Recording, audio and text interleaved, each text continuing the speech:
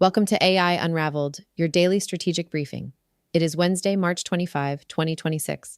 I'm your co-host, Anna. Today's episode is brought to you by DjamgaMind.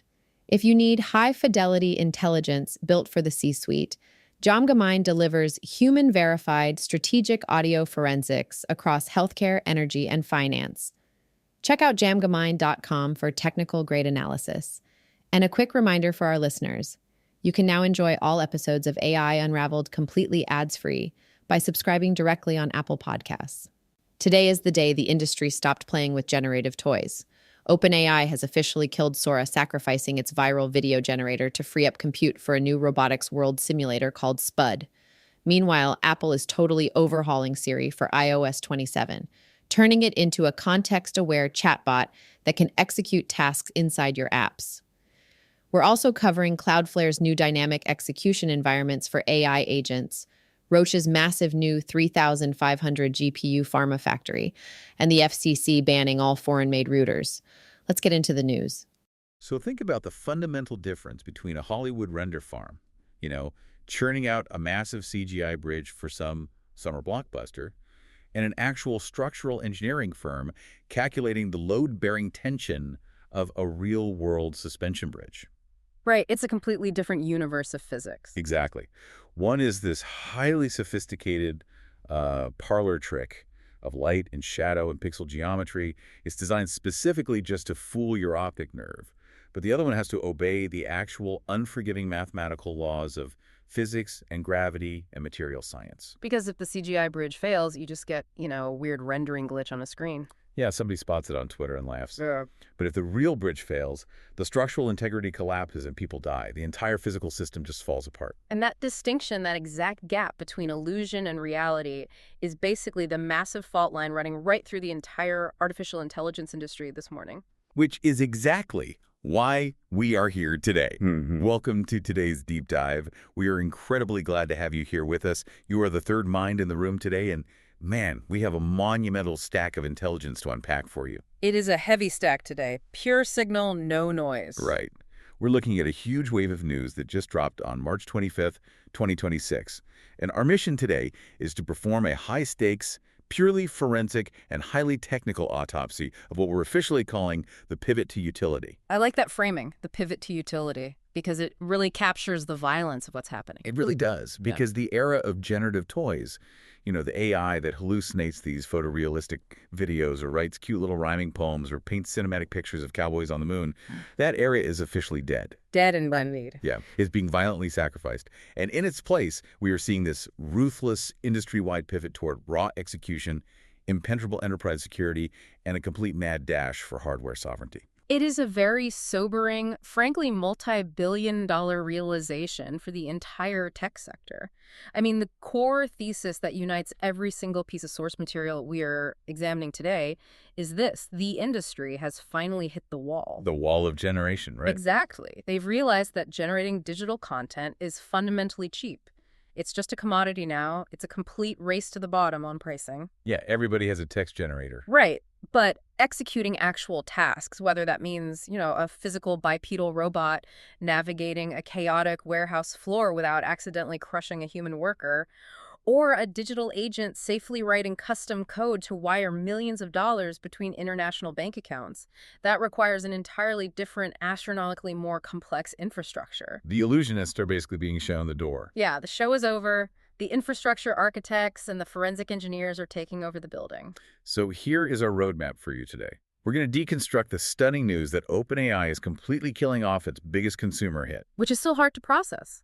It is.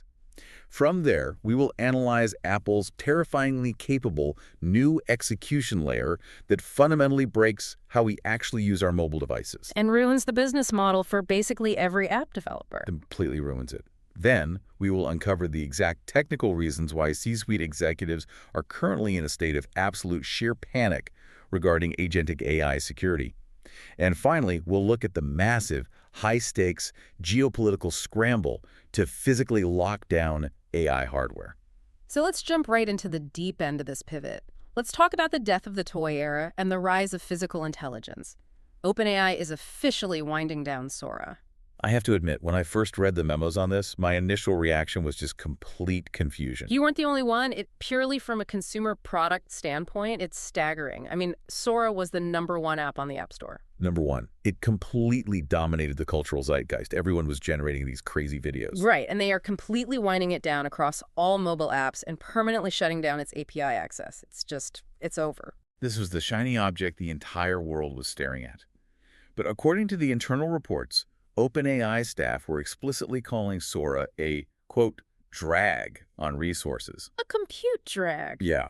The CEO of OpenAI's applications, Vijay, literally told staff weeks ago to stop chasing what she called side quests. Side quests. That is such a brutal way to describe your flagship consumer product. And because of this total shutdown, there was this massive $1 billion partnership with Disney, where Disney was going to let its highly protected intellectual property be used inside Sora for media generation, and that deal is now completely dead on the table. Which tells you absolutely everything you need to know about where the actual enterprise value lies in this decade. Right. $1 billion in guaranteed revenue from the biggest entertainment conglomerate on Earth is now officially considered a trivial distraction, literally just a side quest. But I need to really pressure test this logic with you because I am struggling to process the engineering economics here. Sure, lay it out. I look at Sora, and to me, it's this incredibly sophisticated, mathematically beautiful system.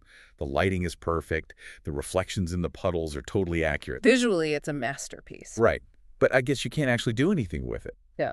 Are we basically saying that burning hundreds of millions of dollars in GPU compute to create a stunning, photorealistic video of a cat walking on the surface of Mars is fundamentally a waste of silicon if the underlying model can't figure out how to, like, fold my laundry? That is exactly what we are saying. So video generation is just what they are calling a compute drag. It is the ultimate compute drag. And let's really deconstruct that specific term because compute drag sounds like a generic corporate buzzword, right? Yeah, it sounds like middle management speak. But it is actually a highly specific technical diagnosis of a failure state in machine learning architecture.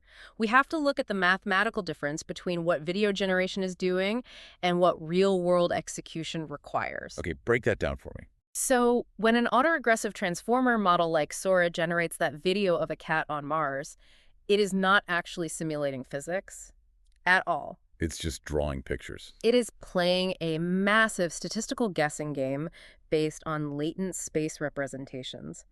It's looking at millions of past frames of training data and predicting, pixel by pixel, what the next frame should look like to successfully fool the human visual cortex. Right. So it knows what a cat looks like in a 2D frame, but it doesn't actually know what a cat is. Exactly. It doesn't understand mass. It doesn't understand gravity or torque or friction or object permanence. The physical properties are just, they're missing. Entirely missing. If the generated cat walks behind a generated rock, the AI doesn't mathematically keep track of the cat's physical volume behind the rock. It just deletes the cat pixels and hallucinates new ones when it statistically assumes the cat should pop out on the other side. Oh, wow. So it really is just a rendering engine masquerading as intelligence. That's all it is. But wait, let me push back on that a little bit. Isn't visual processing the first mandatory step to spatial awareness? How do you mean? Well, I mean, human beings learn about physics and object permanence primarily by watching things interact in our visual field, right? A baby learns gravity by dropping a wooden block and watching it fall to the floor. Right, observation. So how can a robot understand the physical world if you kill the vision generation model? Aren't perception and generation intrinsically linked? That is the exact architectural fallacy that led to the dead end of generative toys in the first place. Really? A fallacy? Yes, because perception and generation are inverse mathematical functions. Okay, explain that. Recognizing a coffee cup on a table so you can pick it up requires visual processing, yes. But generating a photorealistic video of a coffee cup from scratch requires orders of magnitude more compute. Because you're having to invent the lighting, the background, the reflections. Exactly. You're rendering unnecessary pixels. And none of that extra compute helps you understand how hard to actually squeeze the ceramic cup when you grab it. Ah, I see. Let's look at what Bill Peebles, the head of the Sora team, stated today. He said the team is pivoting entirely away from video generation and moving exclusively toward world simulation for robotics. World simulation. Yes. The prize, in his exact words, is automating the physical economy.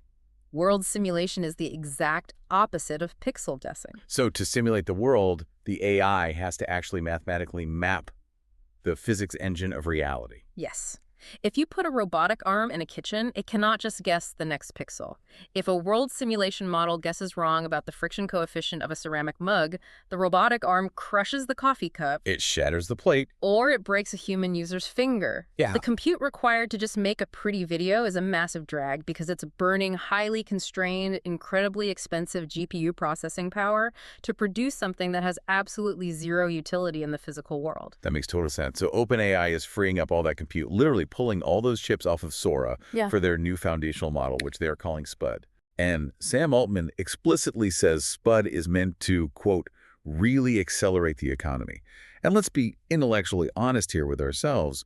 You don't accelerate the macroeconomic landscape with Disney cutscenes. No, you definitely do not. You accelerate it by replacing human physical labor. Precisely.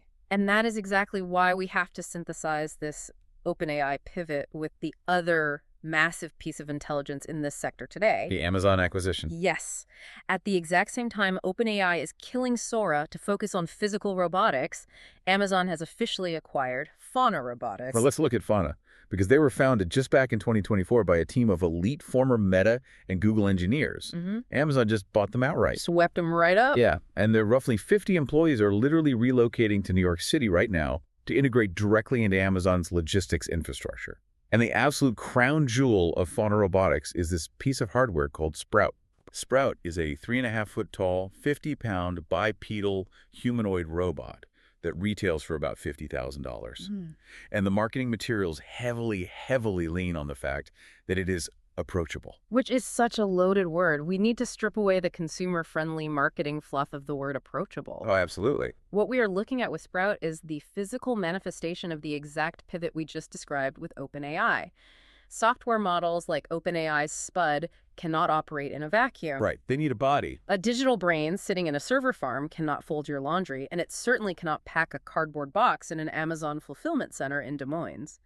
Software models now require physical vessels. So Sprout isn't just a fun, approachable robot buddy. No, it is a highly localized edge device for these massive new world simulation models. So if I'm understanding the architecture here, Sprout is to the Spud model what the original iPhone was to the early internet. That is a brilliant way to put it. It's the physical hardware conduit that allows the digital intelligence to actually reach out and manipulate the physical environment. That is the exact forensic reality of what we're looking at. Amazon is not buying a robotics company because they want to sell $50,000 toys to consumers. They are buying the physical infrastructure of autonomy. The hands and feet. Exactly. When OpenAI talks about automating the physical economy, they are talking about a permanent shift away from selling $20 a month software subscriptions to digital copywriters. Right. The ChatGPT Plus model is peanuts compared to this. They are targeting the disruption of multi-trillion-dollar physical labor pools, logistics, warehousing, elder care, construction, sanitation. The entire physical supply chain. If you can build a software model that actually understands physics, true world simulation, and you embed that model inside a $50,000 bipedal edge device like Sprout, you fundamentally alter the unit economics of global human labor. When you lay it out like that, the math is just undeniable. A $1 billion media deal with Disney to make movies is a drop in the ocean compared to automating the entire global logistics supply chain. It's loose change. The toy era is dead because the real money, the existential money, is in physical labor. But, and this is a big but while OpenAI and Amazon are racing to automate the physical world, another titan is quietly attempting to automate our digital chores. Right, because the execution layer isn't just physical. Exactly. Because if AI is going to execute real-world tasks, if we are truly moving from generation to utility, it needs a completely frictionless digital environment to execute those actions. Which brings us to Apple. And what we were calling the Apple execution layer. Yes. This is where we see the end of the user interface as we have known it for 20 years. This is where the concept of execution becomes highly intimate. We are moving from the warehouse floor directly into the secure enclave of your pocket. Right. So according to Bloomberg's Mark Gurman, Apple is debuting a standalone Siri app and a completely overhauled Ask Siri chatbot experience in iOS 27 this coming June at WWDC. Finally, Siri has been a punchline for a decade. It really has. Historically, Siri has been an OS-level voice trigger. Set a timer for 10 minutes. But for the first time, Siri gets its own dedicated application, a redesigned canvas where you can type, speak, or upload context. But here is where the architecture gets genuinely paradigm shifting. This is the scary part. Siri will now natively read across your iMessages, your emails, and your Apple Notes to build real-time context. And crucially, it will be capable of executing actions inside third-party apps directly. That last sentence, executing actions inside third-party apps, is the most destructive and reconstructive shift in mobile computing since Steve Jobs launched the App Store itself. Let me throw an analogy at you because I want to make sure I'm fully grasping the systems level magnitude of this shift. Go for it. We can think of the old Siri, the one we suffered with for a decade, as a very basic, somewhat incompetent librarian. Highly incompetent. You walk up, you ask a question, and the librarian just points to a massive shelf of encyclopedias, hands you a piece of paper with some Google search results, and basically says, here, you figure it out. Right, it just routes you to information, doesn't do the work. Exactly. But this new iOS 27 Siri, reading across iMessages and going inside apps, this sounds less like a librarian and more like someone to whom you have granted full, legally binding power of attorney. Wow. Yes. They have the master keys to your filing cabinet, they have your passwords, and they have the authority to sign contracts and move capital on your behalf. The power of attorney analogy is highly accurate, and it highlights exactly why this architectural shift is so incredibly difficult to engineer securely. Right, because if it messes up, it's catastrophic. To understand the why, we have to analyze the fundamental limitations of conversational AI, which is what we've been stuck with, versus what we call dynamic execution environments. Dynamic execution environments. Okay. In the legacy paradigm, an AI was structurally blind. It lived inside a single sandboxed application. If you opened your Chase banking app, the local AI inside that app had absolutely no idea that you just texted your spouse about paying a plumbing invoice. Right, the apps can't talk to each other. Because of sandboxing.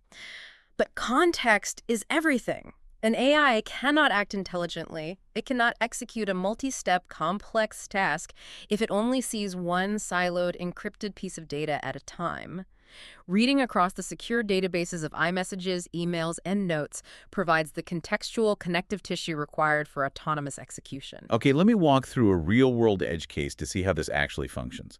Let's say I get an email from my boss with a flight itinerary. Okay. Then I get a text message from my wife asking what time I land so she can pick me up. And I have a locked Apple Note with my frequent flyer login. Are you saying Siri aggregates all three completely different data formats? Parsing the natural language, extracting the payload to understand the total state of my life in that exact millisecond? Yes. It reads the email, checks the text, unlocks the note, and synthesizes the reality of that moment. But the aggregation of context is only step one. What's step two? Step two is the actual execution of the task. And this is where we have to ask the hard engineering questions. How does Apple actually do that securely? Right, because are they forcing every single developer on the App Store to build custom deep link APIs specifically for Siri to plug into, or are they literally using visual UI scraping, like where the AI just looks at the screen and clicks invisible graphical buttons? That's the million-dollar question, because visual scraping is incredibly brittle. Right. If it's a power of attorney reading a text and wiring money in Chase, how does Chase know it's me authorizing the wire and not some random hallucination from the model clicking buttons? Apple is utilizing a deeply enhanced evolution of the Intense framework paired with semantic OS-level hooks. They aren't just scraping pixels. That's too fragile. Because if the bank updates their app and moves the send button a quarter inch to the left, a visual scraper breaks. Exactly. It would click on empty space. Instead, developers are forced to expose standardized semantic actions directly to the OS kernel. Apple securely passes a cryptographically signed token authorizing the action on behalf of the user. So it bypasses the visual interface entirely. Completely. But let's look at the other major piece of news in this ecosystem today, because it serves as a perfect parallel technical example of exactly this kind of execution. You're talking about Figma. Yes. Figma, the massive collaborative design platform, has just completely opened its design canvas to coding agents. This was huge news in the design world. They are specifically letting AI tools like Anthropic's Claude Code create and edit vector designs directly on the canvas, using a specific team's existing UI components and brand standards. So we are talking about a fundamental shift in how work gets done, meaning Claude isn't just sitting in a secondary chat window saying, hey, based on your prompt, you should probably make that checkout button a darker shade of blue. Right, it's not giving you advice. It is actually querying the company's official design system, finding the exact authorized hex code, writing the necessary React or CSS wrapper, and physically altering the vector canvas itself. Precisely. Claude Code inside Figma is manipulating the canvas directly. It is no longer an advisory chatbot. It is executing code to change the environment. Now, I want you to map that exact same logic back to Apple and the iOS 27 rollout. Okay, mapping it back. If Siri executes actions inside third-party apps directly via these OS hooks, what happens to the graphical user interface of the app itself? Oh, wait. Think about it.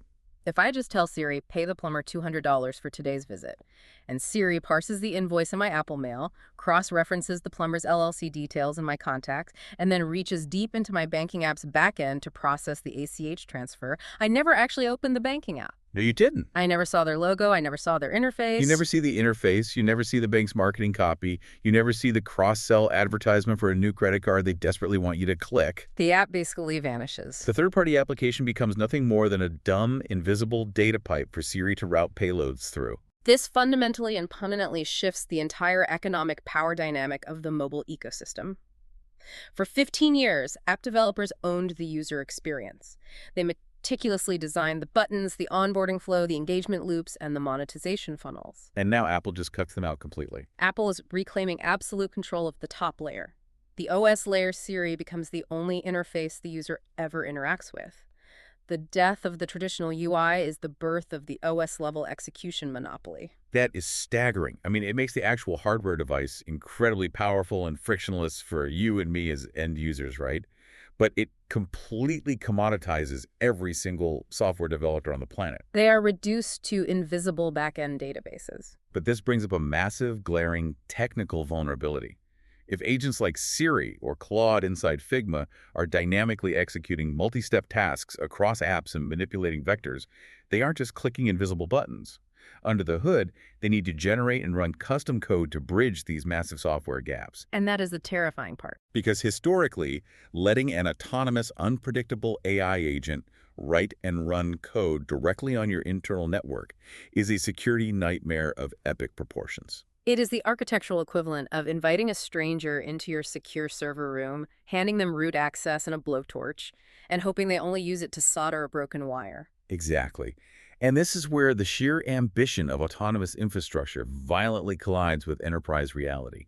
Let's look at the critical intelligence out of Cloudflare today. This is a huge piece of the puzzle. They have just launched a brand new compute architecture called Dynamic Workers. This tooling allows AI agents to rapidly and safely run custom code that they write entirely on the fly, and it does so at roughly 100 times the speed of legacy options. 100 times faster. The vital technical detail here is that this system spins up an isolated code environment, executes the AI's custom payload, and then utterly cryptographically destroys that environment in a matter of milliseconds, all without ever exposing the underlying host network to the AI. We need to perform a deep forensic breakdown of why this specific piece of infrastructure is the absolute linchpin for the entire utility pivot. Breakdown. As we established, we are moving from AI that generates text to AI that executes tasks. But tasks in the digital world require bridging legacy systems. If an AI agent encounters a data format it doesn't recognize, say, it needs to convert a weird proprietary legacy database file from a 1990s mainframe into a modern standardized JSON format to complete a supply chain task. Which happens all the time in enterprise IT. Constantly. It can't just throw its hands up and fail. It has to dynamically write a custom Python or JavaScript script to parse that specific file, run the script, and extract the payload. But if you let an AI run a dynamically generated, completely unvetted Python script on your main corporate server, you have opened a fatal vulnerability. Fatal. The AI might hallucinate and accidentally write a script that wipes the database. Or worse, a malicious actor might prompt inject the AI, tricking it into writing a script that silently exfiltrates your customer data or establishes a reverse shell. Right. So the old analogy for this was the incredibly fast chef in the exploding kitchen. I love this analogy. To keep the restaurant safe, you build him a hermetically sealed kitchen, let him cook one egg, and then instantly detonate the room so he can't burn the building down. But let's be technically accurate here, because I really want to understand the mechanics of how Cloudflare is doing this. It's not just a new kitchen. If an AI agent is writing a Python script to parse a database, and we're talking about running that in under 5 milliseconds, we certainly aren't spinning up a full virtual machine. No, absolutely not. Or even a standard Docker container, because the cold start overhead alone for a container would take seconds. Exactly right. You cannot use traditional hypervisors or heavy containerization for this. It's too slow. Cloudflare's dynamic workers are utilizing V8 isolates. V8 isolates. What exactly is an isolate? An isolate is a wildly lightweight construct. It allows you to run thousands of completely separate sandboxed execution environments inside a single operating system process. Wait, inside a single OS process? Yes. Each isolate has its own isolated memory heap and its own garbage collector. The environment is born, it executes the payload within an incredibly strict memory and CPU time limit, and then the context is cryptographically wiped. So it's not even a separate machine? No. It's not just an exploding kitchen. It is a kitchen built in a temporary, separate dimensional space where the physics of the environment literally do not allow a fire to spread back to the main host operating system. That is wild. This is ephemeral compute in its most extreme form. The nanosecond the task is complete, the attack surface ceases to exist. If you don't have this ephemeral compute infrastructure, if you can't sandbox the execution down to the millisecond, you simply cannot deploy agentic AI safely. You just can't do it. And this reality seamlessly connects to the next piece of intelligence, which is frankly alarming for anyone working in corporate IT right now. The Deep View Report. Yes. In a new episode of the Deep View podcast, Salesforce's SVP of Enterprise IT Strategy, Shubhani Ahuja, dropped a massive diagnostic bombshell. A total bombshell. Over the past year, she conducted deep strategy sessions with 587 C-suite leaders.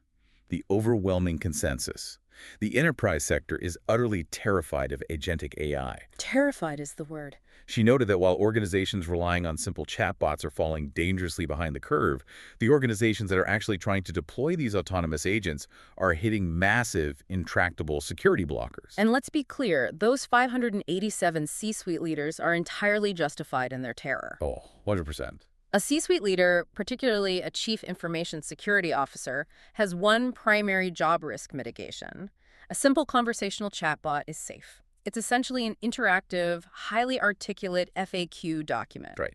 It reads a prompt and it outputs a text string. Exactly. It has no digital hands. It cannot query the production database. It cannot issue an API call to wire money. It cannot alter the code base. It is fundamentally an observer. But an autonomous agent is an active participant. It is a black box of dynamic execution.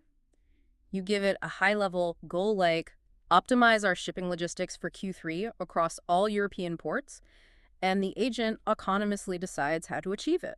It figures out the steps on its own. It writes the code, it contacts the vendor APIs, it alters the shipping routes. For a CISO, deploying an agent without an ephemeral execution environment like Cloudflare's V8 isolates is tantamount to professional suicide. The black box of execution. You don't know exactly what steps it took until it's already done, and by then, the damage could be catastrophic. Catastrophic and irreversible. And we aren't just talking about corporate networks accidentally deleting themselves because of a bad script. We are talking about the integrity of the entire global information ecosystem. This scales up to the geopolitical level very quickly. Because the final piece of intelligence in this section comes from Gartner, who just named a company called Blackbird as the top vendor globally in what they call disinformation narrative intelligence. Disinformation narrative intelligence. And the reason this sector is exploding is because agentic AI is supercharging the speed and scale of malicious content. This is the shadow side of dynamic execution. We talked about how Cloudflare's workers allow an AI to safely write code to solve a database problem. Right. Well, if an AI agent can spin up code in milliseconds to solve a supply chain issue, a malicious, unaligned AI agent can spin up code in milliseconds to architect a massive cyber attack. It's the exact same technology. Exactly. An agent can autonomously register 10,000 fake news domains, write custom HTML and CSS for each site to make them look legitimate, populate them with contextually accurate deepfake videos, generate millions of synthetic social media accounts with unique backstories, and coordinate a synchronized, highly targeted narrative attack on a competitor's stock price or a sovereign national election. All without a single human lifting a finger. Security isn't just about protecting the perimeter of your servers anymore. It's about protecting the narrative reality that society and financial markets operate within. That is terrifying. The scale of agentic disinformation is completely beyond the capacity of human moderation. You must deploy autonomous defensive AI simply to survive the autonomous offensive AI. Which makes the stakes for enterprise security higher than they have ever been in the history of digital infrastructure. For decision-makers who need to understand the second-order effects of these shifts, DjamgaMind provides human-verified, technical-grade audio forensics in healthcare, energy, and finance. Visit DjamgaMind.com. That transition regarding enterprise risk is vital because the sheer terror of software vulnerabilities, the exact existential dread those 587 C-suite leaders are feeling about their networks, is driving a massive physical reaction across the globe. A physical reaction. Yes. We've talked extensively about software sandboxing and ephemeral environments, but to truly secure the enterprise, to guarantee beyond a shadow of a doubt that your proprietary data and your execution layer cannot be compromised, corporations and sovereign nations are doing something drastic. What are they doing? They are violently ripping their AI infrastructure out of the public cloud, and they are hoarding the physical hardware. Which brings us to the critical concept of hardware sovereignty and the great pullback. Let's examine the pharmaceutical giant, Roche. This is a perfect example. They have just announced the launch of a massive new AI factory specifically designed to accelerate drug discovery and complex biologics manufacturing. But here is the massive red flag. They aren't renting time on Amazon Web Services or Microsoft Azure. No, they are not. They aren't spinning up cloud instances. Roche is physically amassing over 3,500 highly coveted NVIDIA Blackwell GPUs completely on-premise.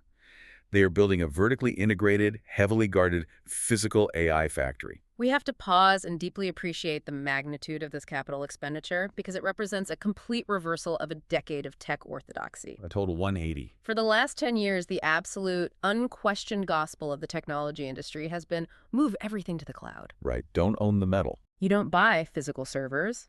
You rent them. You scale compute up and down elastically on demand. It was considered gross corporate malpractice to tie up capital building your own private data center. It was seen as archaic. And now, one of the most sophisticated pharmaceutical companies on Earth is spending hundreds of millions of dollars to physically own the metal. It is deeply ironic. We are essentially witnessing the death of the public cloud for frontier intellectual property. Roche is basically building a 1990s on-premise server room just on unimaginable AI-driven steroids. That's exactly what it is. But why? Explain the technical necessity to me. Why is the enterprise suddenly pulling their compute back in-house?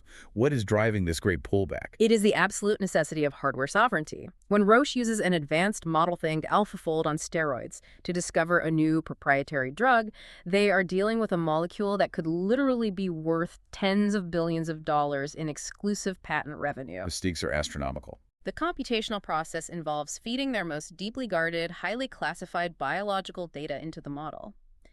If they execute that inference on a public cloud, they face two unacceptable technical risks. Okay, what's the first one? First, latency. If the AI is analyzing molecular folding in real time or controlling physical robotics in a biologics manufacturing plant, a 50-millisecond network delay routing data to an AWS server halfway across the country could ruin an entire batch of medicine. Because the physics won't wait for the network to catch up. Exactly. But the second risk is far more critical, and that is data leakage and side-channel attacks. Right, because when you are on the cloud, you are on a multi-tenant architecture. You are sharing the physical silicon with other companies. Exactly. Even with the best software encryption, public clouds rely on hypervisors to separate tenants. But as we've seen with vulnerabilities like Spectre and Meltdown, Spectre and Meltdown. Side-channel attacks can actually observe the electrical fluctuations or cache timing of the CPU to extract data from a neighboring virtual machine. Wait, so someone on the same physical server can basically read your data just by measuring the heat or the timing of the chip? Yes.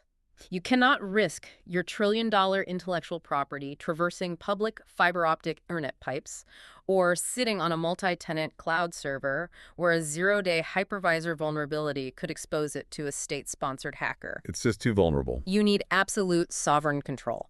You need a physical fortress where you own every single inch of the wire, from the GPU to the cooling system. Hardware sovereignty, the physical fortress.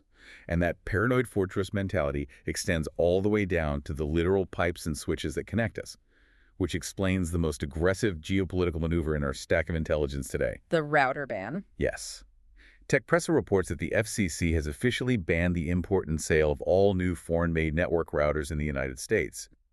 And the mandate specifically explicitly states that it is designed to, quote, secure the lowest level of the hardware stack against foreign espionage as AI inference moves to the edge. This is a profound strategic recognition by the federal government of exactly how AI architecture is fundamentally changing. Because it's not just in the data centers anymore. Historically, AI lived in those massive centralized data centers, but as we just discussed with the Amazon Sprout robot and Apple's new Siri execution layer, AI inference, the actual thinking and execution of the trained model, is rapidly moving to the edge. It's in the ring with us. It is happening locally, inside the robot, inside the mobile phone, inside the local manufacturing facility. When inference moves to the edge, the mundane network router sitting in your office closet or on your warehouse floor suddenly becomes the absolute critical front door to your autonomous AI. Let me make sure I'm mapping this threat correctly. If you're a listener sitting on your home or office Wi-Fi right now, consider what happens when your local router is the one routing the intelligence, not a distant AWS server. It changes the attack vector completely. If Siri or the Sprout robot needs to quickly pull context from a local secure database to execute a physical or digital task, that secure data flows straight through that local router. Exactly. If a foreign intelligence service compromises the firmware of that physical router, they don't just passively steal your data. What else can they do? They can actively inject malicious context into the data stream. They can compromise the AI agent's dynamic execution environment. Oh, wow. If the router lies to the AI about the contents of the database, the AI will confidently execute a catastrophic, flawed task based on that poisoned context. Because the AI trusts the network. The FCC realizes that advanced software encryption is completely useless if the actual physical silicon routing the packets is compromised by a nation-state adversary. Hardware sovereignty doesn't just mean owning the GPUs, it means controlling the silicon stack from the absolute ground up. Which ties perfectly into the next major tectonic hardware shift we are tracking. ARM Holdings, the foundational architecture company whose chip designs literally power 99% of the smartphones on the planet, has just released its very first in-house custom manufactured chip. This is a massive shift for ARM. They are calling it the ARM AGI CPU. For nearly 36 years, ARM only licensed its architecture designs to companies like Apple, Qualcomm, and NVIDIA. They drew the blueprints and they let other people build the houses. Right, they were just an IP company. But now they are physically manufacturing production-ready processors built specifically from the ground up for running heavy AI inference in data centers.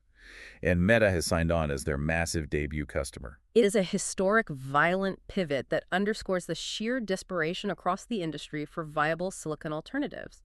For 36 years, ARM's entire business model, their core identity, was strict neutrality. They were the Switzerland of semiconductors. Now, they are dropping the licensing model and entering the physical battlefield directly. Why? Because the bottleneck for the pivot to utility isn't software anymore, it's chips. Everyone needs chips. Companies like Meta are burning tens of billions of dollars annually, buying NVIDIA's H100 and Blackwell GPUs. By partnering with ARM to build the AGI CPU, which leverages their incredibly efficient Neoverse architecture, Meta is trying to engineer a massive bypass around the NVIDIA monopoly. They want out. Neoverse is specifically designed to handle the massive memory bandwidth required for AI inference much more efficiently than the legacy by 86 architectures. Meta is attempting to achieve total sovereignty over their own compute costs. Everyone is desperately trying to escape dependency. Roche is spending billions to escape the public cloud. The United States government is banning hardware to escape foreign routers. Meta is partnering with ARM to escape the crushing margin of the NVIDIA monopoly. And Microsoft. Microsoft is executing highly aggressive maneuvers to escape OpenAI. The great uncoupling. That is the final piece of intelligence in this hardware and infrastructure section. Microsoft AI just aggressively poached 3 elite top-tier researchers from the Allen Institute for AI, including their former CEO, Ali Farhadi. Ali Farhadi is a legend in this space. They're joining Mustafa Suleyman's newly formed Superintelligence team directly inside Microsoft to build in-house frontier models. Let's look at the strategic irony here. Microsoft invested well over $10 billion into OpenAI. They physically tied their entire corporate identity, their Bing search engine, their Copilot suite, to OpenAI's models. They basically outsourced their brain to Sam Altman. But strategically, when you reach the scale of the utility pivot, you simply cannot outsource the core cognitive engine of your company's entire future to a volatile third party that you do not fully control. It's too risky. Poaching elite, foundational talent like Ali Farhadi is Microsoft loudly signaling to the market that they are building their own sovereign intelligence layer. From the physical silicon to the algorithmic researchers, the brutal mandate across the entire industry is crystal clear. Absolutely no one wants to rely on anyone else anymore. You either control the entire stack, or you will inevitably be commoditized by the entity that does. It is a ruthless, zero-sum landscape. But as we transition into the final phase of our analysis, we have to look at what happens when these sovereign, hyper-capable, physically embodied AI agents actually collide with the real world.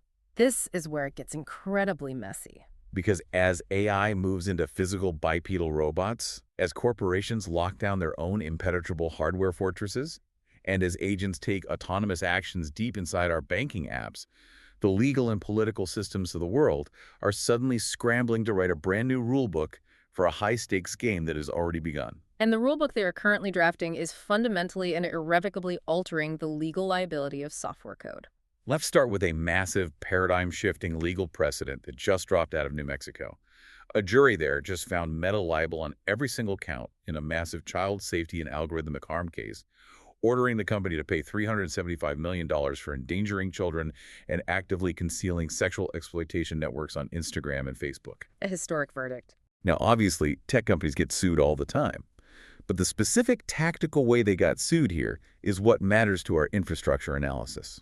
Attorney General Raul Torres framed this case not around speech and not around content moderation, but strictly as a products liability claim. Products liability, that is the magic word. He successfully argued to the jury that the algorithms themselves, the engagement loops, the platforms, were physically and inherently defective. This brilliant legal strategy completely sidesteps Section 230 protections, which normally provide absolute shielding for tech companies regarding user-generated content. And now, 40-plus state attorneys general have a proven, tested courtroom playbook to attack the tech giants. Now, looking at this lawsuit and looking at the White House Tech Council we are about to discuss, I want to pause here for you, the listener. Because as we analyze these political appointments and these massive legal battles, we are keeping our strictly analytical hats firmly on. We absolutely do not endorse political figures, we aren't taking sides in these highly charged legal battles, and we certainly aren't endorsing any administration's platform.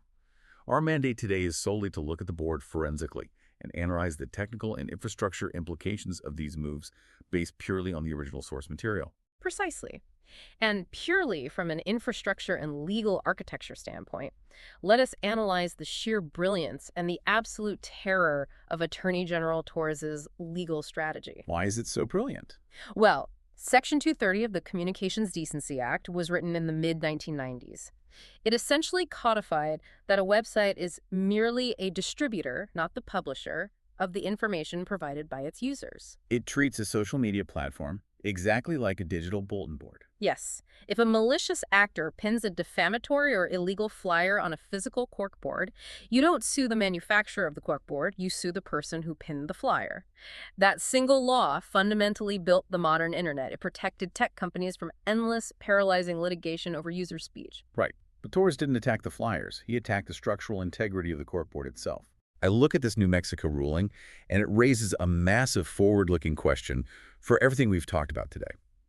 If a social media platform can now be legally classified by a jury as a defective product, exactly like a lawnmower with a faulty blade that flies off and injures a consumer, or a car with an exploding airbag, what happens when we introduce highly autonomous AI agents into this exact legal framework? You're asking the multi-trillion-dollar question. Are we shifting from the regulation of speech to the strict regulation of digital products? We absolutely are, and that is precisely why this ruling is sending shockwaves through the deployment schedules of any company building agentic AI. Because it changes the entire risk calculus. Let's tightly connect this legal precedent back to everything we've broken down today. We analyzed Apple's Siri executing financial transactions across apps. We broke down Sprout, the physical bipedal robot operating in warehouses. We analyzed Cloudflare agents dynamically writing code. Right, all autonomous actions. If an AI agent is no longer just generating a text response, which is classified as speech, but is actively executing physical or digital actions, it constitutes a product feature. It completely and immediately leaves the protective umbrella of Section 230. The umbrella is gone. If Siri mistakenly wires your life savings to an offshore scammer because it hallucinated the context of an iMessage, or if the Sprout robot drops a 50-pound box on a toddler because its world simulation model suffered a fractional drop in frame rate, that is no longer a speech issue. No, that is a defective product causing catastrophic financial or physical harm. Under this exact new New Mexico playbook, the liability for the tech company deploying that agent is absolute, and it is entirely undefendable under legacy internet laws. The liability is absolute. If you build an autonomous agent, you are legally and financially responsible for every single microaction it takes. Which explains exactly why the leaders of these massive infrastructure companies are desperately maneuvering to get inside the actual room where the new federal laws are being written. They have to be in the room. Let's look at the next major development. President Trump has officially appointed a massive slew of tech CEOs, including leadership from Meta, NVIDIA, Dell, Oracle, and AMD, along with Google co-founder Sergey Brin and prominent venture capitalist Mark Andreessen, to a newly formed White House Science and Technology Advisory Council. That is a heavy roster. Very heavy. The council is being heavily co-chaired by White House AI and crypto czar David Sachs and Michael Kratsios, and the reporting explicitly notes that several of these leaders have direct, massive financial ties to the administration. Again, maintaining our strictly analytical forensic lens, I want you to look closely at the specific composition of that council roster. Look at the names: NVIDIA, Dell, Oracle, AMD. The hardware giants. What do these specific companies have in common? They are the absolute titans of the exact hardware sovereignty movement we just discussed. They manufacture the chips, they build the server racks, they own the data centers, they provide the physical infrastructure of the AI revolution. They aren't the software guys writing chatbots. They are the heavy metal guys building the fortresses. Exactly. The architects of hardware sovereignty are now physically sitting inside the White House, holding the pen, drafting the national regulatory strategy for technology. The entanglement between sovereign state power and frontier AI infrastructure development is now absolute and unbreakable. There's a complete merger. They recognize that AI is no longer a consumer software product to be managed by the App Store. It is critical national infrastructure. It is the new enriched uranium. And when you are dealing with the technology that requires massive allocations of the national energy grid, absolute control over global semiconductor supply chains, and fundamentally threatens the stability of global labor markets, the private sector simply cannot operate in isolation from the sovereign state. They must permanently merge their strategic interests to survive. Which brings us to the final fascinating piece of the puzzle today. The tech giants know exactly what is coming. They see the writing on the wall. They know that the societal disruption we are talking about, massive job displacement from bipedal robots like Sprout, the catastrophic legal liabilities from defective agents destroying enterprise networks, the absolute need for national security integration.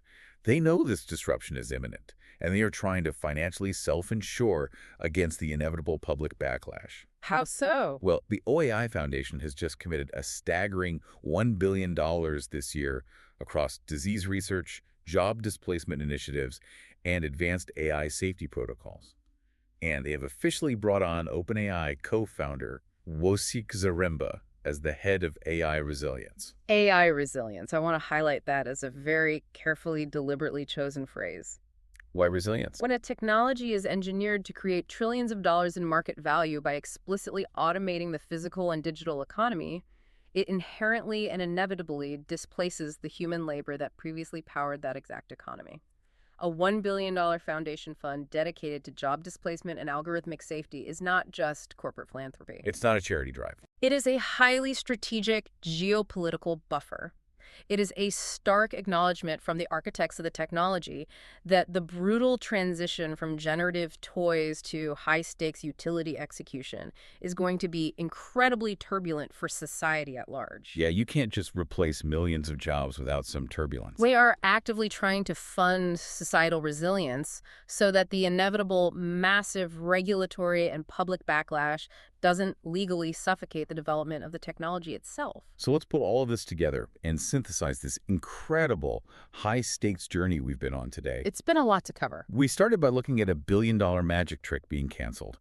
In just one single day of intelligence gathering, we watched the official death of generative toys, the execution of Sora, because the industry realized that autoregressive pixel guessing is a massive compute drag compared to the real multi-trillion-dollar prize of true-world simulation and physical robotics. The pivot to utility. We witnessed the birth of autonomous execution inside our mobile devices, where Apple's iOS 27 is turning third-party apps into invisible, commoditized pipes, effectively ending the era of the graphical user interface. We saw 587 C-suite executives in a state of sheer panic over the security black boxes of agentic AI, forcing the creation of incredibly complex, ephemeral, millisecond exploding code environments just to keep corporate networks from being compromised. All to protect the execution layer. We watched the global enterprise sector and geopolitical superpowers aggressively rip their intelligence out of the public cloud to build vertically integrated, heavily guarded, sovereign hardware fortresses. And finally, we saw the legal system successfully hack legacy 1990s internet laws to hold these autonomous products strictly liable, while the titans of Silicon moved directly into the White House to hold the pen on the future of national infrastructure. It is a profound, entirely irreversible architectural shift in how our world operates. And I want to leave you, our listener, with a final, highly provocative paradox to mull over as you watch this play out. Give it to us. We talked extensively today about hardware sovereignty. We talked about Roche spending billions to build an isolated AI factory with 3,500 GPUs, entirely disconnected from the multi-tenant public cloud to fiercely protect its proprietary data. And we talked about Amazon building its own physical models to power robotic logistics. Right. If every major enterprise and every sovereign nation in the world successfully builds its own isolated, paranoid, completely sovereign AI fortress to protect against the dynamic execution threats we discussed, how will these digital fortresses ever interact with one another? Right, because ultimately, the global economy requires friction. Roche still has to legally and financially do business with Amazon's supply chain. Exactly. What happens in exactly 3 years when Roche's highly sovereign, heavily fortified AI agent needs to rapidly negotiate a complex, multi-billion-dollar pharmaceutical supply chain contract with Amazon's highly sovereign, heavily fortified AI agent? But neither AI is legally or architecturally allowed to expose its underlying host network, its context, or its code to the other. A total stalemate. We are currently spending hundreds of billions of dollars across the globe building brilliant, incredibly powerful, heavily armed, and totally isolated digital minds. But we haven't even begun to figure out the basic cryptographic protocols for how these paranoid fortresses will safely talk to each other in the dark. We took the illusionist off the stage to build the suspension bridge, but we forced him to build it inside a locked, subterranean vault. It is a fascinating and frankly terrifying paradox to leave you with. Subscribe to AI Unraveled on Apple Podcasts to get this daily intelligence completely ads-free. That concludes our rundown for March 25th. The signal for today is the pivot to utility. The market is no longer paying for AI that makes pretty pictures. It is paying for AI that executes code, discovers drugs, and controls the desktop. This episode was made possible by DjamgaMind. For human-verified technical-grade forensics, visit DjamgaMind.com. And don't forget to hit subscribe on Apple Podcasts to get your daily news completely ad-free. Until tomorrow, keep unraveling the future. And before you go, if your company is building the tools that power the workflows we talked about today, I'd love to showcase them to this audience. We don't just run ads, we build technical simulations that prove your value. Let's build something together. Visit DjamgaMind.com/partners to get started. Until next time, keep building.